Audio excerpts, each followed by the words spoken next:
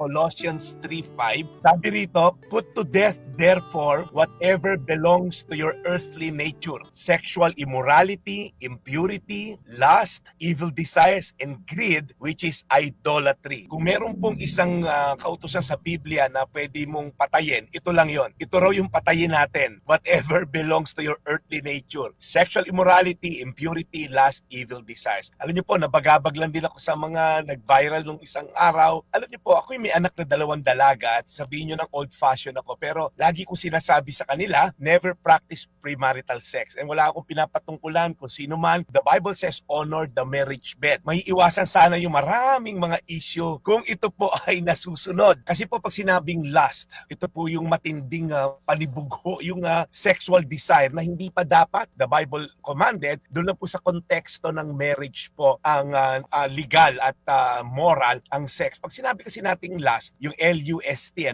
self-centered desire po yan for physical gratification ng tao. Samantalang yung love na dinidesire natin, ito po naman yung agape love o yung selfless, sacrificial, at focus ka sa well-being ng taong minamahal mo. Yung lust po, driven by a desire to consume, to possess, makaisa and all. Samantalang yung love naman po, ang desire niya to give, hindi to get. Yung love po is to give, kaya for God so loved the world that He gave. So pag sinabi nating love, to give and to serve others. Yung last, to get, to consume. And lastly po, yung last often lead to sin, brokenness, dissatisfaction. Samantalang yung love, naglilid po siya sa life-giving, healthy relationship. Kaya po, nung sinabi dito ni Apostol Pablo, put to death whatever therefore belongs to your earthly desire, yung pong last na yan, matinding pagnanasa. Minsan, yung mga kabataan nasisilaw, mahal ko siya, love ko siya. Ingat po tayo dahil kung may gusto lang makuha sa iyo yung kapartner mo, yan po ay malamang nangingibabaw, hindi love. Last lang yan. Kaya sabi sa Bible, put to death therefore itong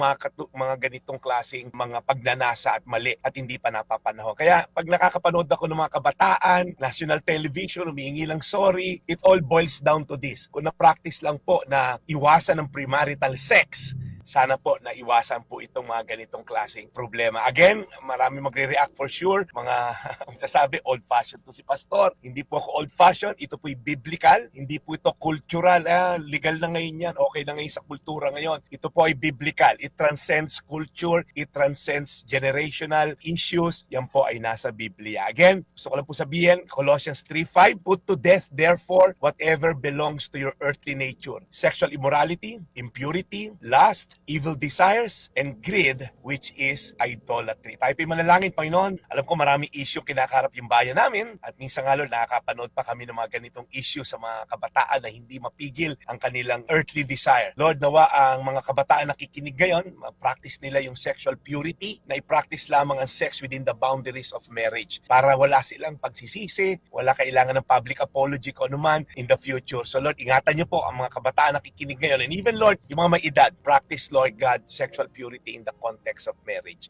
Ito po ang aming dalangin sa pangalan ni Jesus. Amen. Amen. Today's Reflection with Pastor Jeff Eliscopides.